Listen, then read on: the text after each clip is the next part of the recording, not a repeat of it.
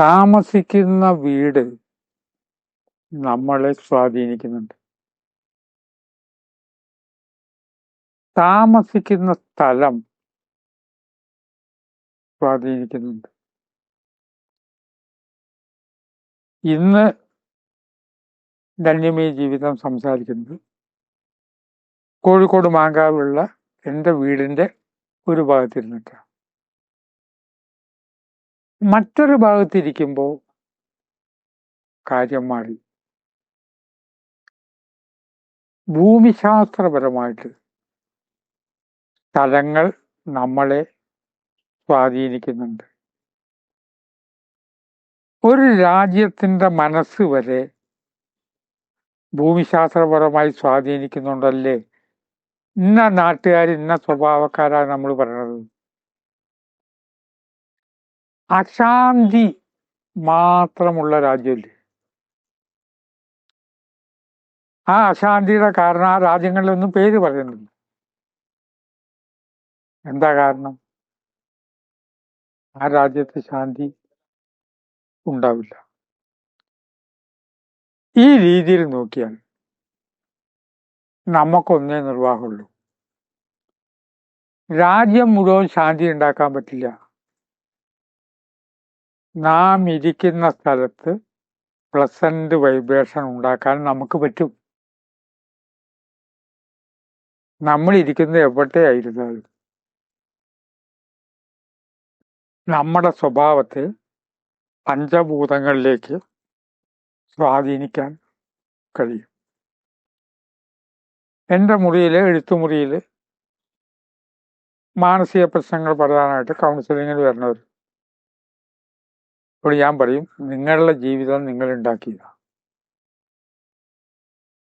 എന്നിട്ട് പറഞ്ഞു, നിങ്ങൾ വിചാരിക്കുന്ന ലോകത്തെ ഏറ്റവും മനോഹരമായൊരു കെട്ടിടം, ആ മനോഹരമായ കെട്ടിടം എനിക്ക് തന്നു,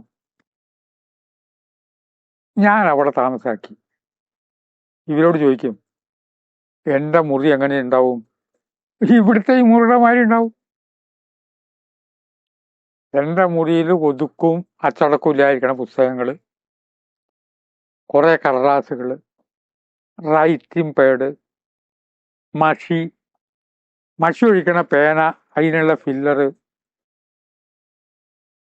അത് ഓർഡറിലല്ല, എനിക്ക് ഓർഡറാണ്. അതുകൊണ്ടാണല്ലോ. അപ്പൊ ഞാൻ എവിടെ പോയി താമസിച്ചാലും ഇങ്ങനെ തന്നെ ഇരിക്കും. 13 വയസ്സ് മുതൽക്കുള്ള ഡയറി ഉണ്ട്. ഈ ഡയറിയൊക്കെ ഞാൻ എന്ത് ചെയ്യും? വേണ്ടേ, കളയാൻ പറ്റുമോ? അത് റെഫർ ചെയ്യേണ്ട ആവശ്യം വരും. അപ്പൊ വർഷങ്ങളിലെ പേര് ഒന്ന് ഒതുക്കി വെക്കാനൊരു സ്ഥലം വേണ്ടേ? ഒരു മുറിയിൽ ഒതുങ്ങും. ചുരുക്കത്തിൽ ഞാൻ എവിടെ പോയാലും ആ സ്ഥലം എൻ്റെ ഇതൊക്കെ അവിടെ ഇരിക്കും. വഴിവക്ക് കിടക്കുന്ന ഒരാൾക്ക് വലിയൊരു കെട്ടിടം കൊടുത്താൽ ഇവിടുത്തെ സാധനങ്ങളൊക്കെ കൊണ്ടുപോയിട്ട് അവിടെ കൊണ്ട് നിരത്തി വെക്കും. ഇവിടുത്തെ മാതിരി തന്നെ അവിടെ ഇരിക്കും. ഇത് ഈ പറഞ്ഞതിൻ്റെ പോസിറ്റീവ് വശമാണ് പറയാൻ പോകുന്നത്. നമ്മുടെ സാഹചര്യം എന്ത് തന്നെയായിരുന്നാലും അവിടെ പ്ലസന്റ് വൈബ്രേഷൻ നാം സൃഷ്ടിക്കണം. കുട്ടികൾക്ക് ക്ലാസ് എടുക്കാനാണ് പോകണമെങ്കിൽ ആ കുട്ടികളെ മുഴുവൻ മാറ്റാൻ പറ്റില്ല. പക്ഷെ അവിടെ സമ്യക് തരംഗങ്ങൾ നാം ഉണ്ടാക്കണം. എവിടെ പോയല്ലോ.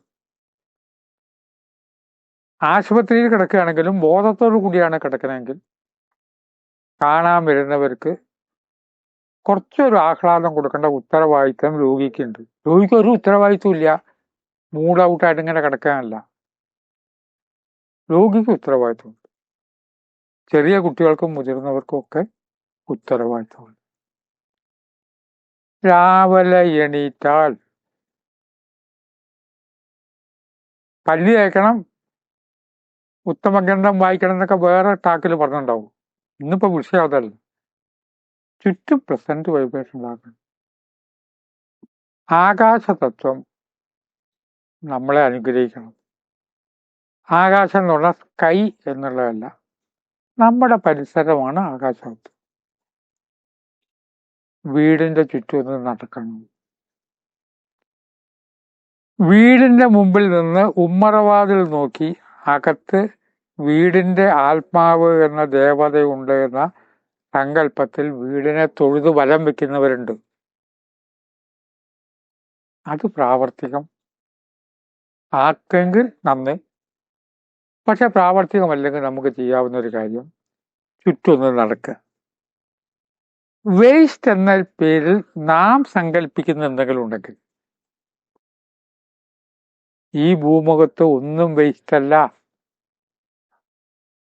നായക്കാഷ്ടം വേസ്റ്റ് അല്ല. എത്രയോ ജീവികൾക്ക് അന്നമാണ്. പശുവും ചാണകം മനുഷ്യന്റെ അന്നമാണ്. ഒരു ജീവിയിൽ നിന്ന് പുറത്തേക്ക് പോകുന്ന മലം വേറൊരു ജീവിക്ക് അന്നമാണ്. ചാണകം എന്നുള്ളത് മോശമായ വസ്തുവല്ല. പക്ഷെ ചാണകം എന്നുള്ളത് മോശമായ വസ്തുവായിട്ടാണ് നിങ്ങൾ കരുതുന്നത്. ചാണകമുണ്ട്, നായക്കാഷ്ടമുണ്ട്. അപ്പൊ അത് കിടക്കുന്നത് നിങ്ങളിലാണ്. അത് അവിടെ നിർത്തി മാറ്റണം. നിങ്ങളുടെ സങ്കല്പം അങ്ങനെയാണല്ലോ. കെട്ടടിഞ്ഞ ചൂല് തുടങ്ങിയ നെഗറ്റീവ് വസ്തുക്കൾ വീടിന്റെ ചുറ്റും ഉള്ളത് ഒഴിവാക്കണം. ഇതാണ് ആകാശതത്വത്തെ ശുദ്ധീകരിക്കുക എന്ന് പറഞ്ഞാൽ. ആ പശ്ചാത്തലം നമ്മൾ പറയാറുണ്ട്, ആരെങ്കിലും വന്ന് കണ്ടാൽ മോശമല്ല. 2 വായു തത്വം. ജനവാതിലുകൾ തുറന്നിടണം. നേരം വിളിച്ചാൽ വൈകുന്നേരം വാതിൽ അടച്ചിടും. എന്താണ്? കൊതു കയറുമല്ലോ എന്നുള്ളതുകൊണ്ട്. പക്ഷെ രാവിലെ കുറച്ചു നേരം തുറന്നിടണം. വായു തത്വത്തിന് ഒരിടത്തുനിന്ന് വരുന്ന വായു വേറൊരു ഭാഗത്തു കൂടെ പോകണം. ഇത് പ്രകാശം വേണം. അഗ്നിതത്വം 3ാമത്തേന് ബാധകമാണ്. ഓടിട്ട വീട്ടിൽ ഞാൻ താമസിച്ചിരുന്ന കാലത്ത് എൻ്റെ വീട്ടിലേക്ക് കയറുന്ന കൊടുത്തിയിൽ വലിയൊരു കുഴല് പോലൊരു ദ്വാരം ചുമരുമ്പിലുണ്ടായിരുന്നു. അപ്പൊ അച്ഛനോട് കുറച്ച് മുതിർന്നപ്പോൾ ഞാൻ ചോദിച്ചിറങ്ങി, ഇതെന്താ ഒരു കുഴല് പോലൊരു ദ്വാരം ചുമരുമ്പിൽ? ഇതിലെ വന്ന പ്രകാശം അപ്പുറത്തെ ആ തലക്കിലത്തെ മുറിയിൽ നിന്ന് പുറത്തേക്ക് പോകാനുള്ള വാതിലിന്റെ അതിലെ കയറി പോകണം. വായുവിനെയും അഗ്നിയെയും തടഞ്ഞുകൊള്ളരുത്. ഇത് നമുക്ക് ചെയ്യാവുന്നതാണ്. അതുകൂടാതെ പ്രധാനപ്പെട്ട സ്ഥലത്ത് വെറുതെ കുറച്ച് വെള്ളം തെളിക്കണം. ഭൂമി തത്വം. ഭൂമി പരമാവധി ഇളകിക്കിടക്കണം എന്നാണ് പറയുക. പ്രാവർത്തികമല്ലാത്ത കാര്യം പറയണമെന്ന് പറഞ്ഞുകൂടാ. മുറ്റടിക്കുമ്പോൾ പറയും കാരണവന്മാര് നല്ല പോലെ അടിക്കുന്നു. ആ ഇല മാത്രം പറക്കി കളഞ്ഞാൽ പോരെ? അല്ല, ആ മണ്ണിന് ചെറിയൊരു ഇളക്കം ഉണ്ടാകും. തൊടി കിളയ്ക്കുന്നത് ആ കൈക്കോട്ടിന്റെ രൂപത്തിൽ മണ്ണിനെ കിളച്ച് മാറ്റണം. അപ്പോഴാണ് അതിനകത്തെ വായുവും അഗ്നിയും ആകാശവും ഈർപ്പവും ഒക്കെ കൃത്യമായിട്ട് നിൽക്കുകയുള്ളൂ. നമ്മളത് മറന്നു. നമ്മളത് മറന്നപ്പോൾ എന്ത് സംഭവിച്ചു? തൊടിയിൽ ഒരു പുല്ലി എത്തൽ മാത്രമായിട്ട് മാറും. ആ പുല്ല് എത്തിക്കഴിഞ്ഞാൽ 2 ആഴ്ചയാകുമ്പോഴേക്കും പഴയ മാതിരി പുല്ല് വരും ചെയ്യും. ചുറ്റുമുള്ള പഞ്ചഭൂതങ്ങളെ, നമ്മളും പഞ്ചഭൂതത്തിന്റെ ഒരു ഭാഗം, ഓരോന്നിനെയും പോസിറ്റീവാക്കി വെക്കാൻ നമുക്ക് കഴിയണം. അത് കഴിഞ്ഞില്ലെങ്കിൽ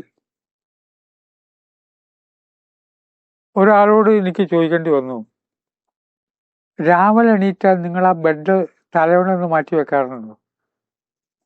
ഇല്ല, പിറ്റേ ദിവസം കിടക്കേണ്ടതല്ലേ. ആ പുതപ്പ് ഒന്ന് കുടഞ്ഞ് മടക്കി വെക്കാറുണ്ടോ? ഇതൊക്കെ നിങ്ങൾ പറഞ്ഞപ്പോഴാണ് ഞാൻ ചിന്തിക്കുക ചെയ്യുന്നത്. തുളിഞ്ഞ വസ്ത്രങ്ങൾ നന്നല്ല. ചുളിഞ്ഞ വസ്ത്രങ്ങൾക്ക് ചുറ്റും നെഗറ്റീവ് വ്യാപിക്കും.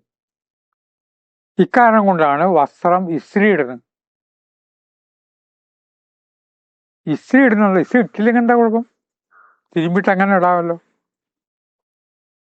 ചുളിവ് അതിൻ്റെ അകത്ത് പാടില്ല. എവിടെ ചുളിവ് വരുമോ അവിടെ നെഗറ്റീവ് വരും. ചീത്ത ചിന്ത വരുമ്പോൾ എന്ത് സംഭവിക്കും? ആ ചിന്ത മുഖത്ത് വ്യാപിക്കും. മുഖത്ത് വ്യാപിക്കുമ്പോൾ എന്ത് സംഭവിക്കും? ചുളിവുകൾ ഉണ്ടാവും. ചുളിവുകളിൽ വരുന്ന ചീത്ത അണുക്കളും ബാക്ടീരിയകളും വേണം. അവർക്ക് ജീവിക്കണ്ടേ എന്നുള്ള ചോദ്യമല്ല ഇവിടെ വിഷയം. ഇപ്പോൾ പ്രസന്റ് വൈബ്രേഷൻ. ദിവസേന എണീറ്റ് കഴിഞ്ഞാൽ സ്വന്തം ഗൃഹത്തിനെ, നമ്മൾ അവിടെയാണല്ലോ താമസിക്കുന്നത്, ആ വീടിനകത്ത് ആത്മാവാണല്ലോ നമ്മൾ. അങ്ങനെയാണെച്ചാൽ ഈ വീട് നമ്മുടെ ശരീരത്തിന്റെ ഒരു ഭാഗമല്ലേ. ഈ അഞ്ചനത്തിന് ശുദ്ധിയായിട്ട് വെക്കേണ്ട കാര്യം ചിന്തയ്ക്ക് വിട്ട് സബ്സ്ക്രൈബ് ചെയ്യുന്ന എല്ലാവരോടും ആദരപൂർവ്വം നന്ദി പറഞ്ഞു. നമസ്കാരം.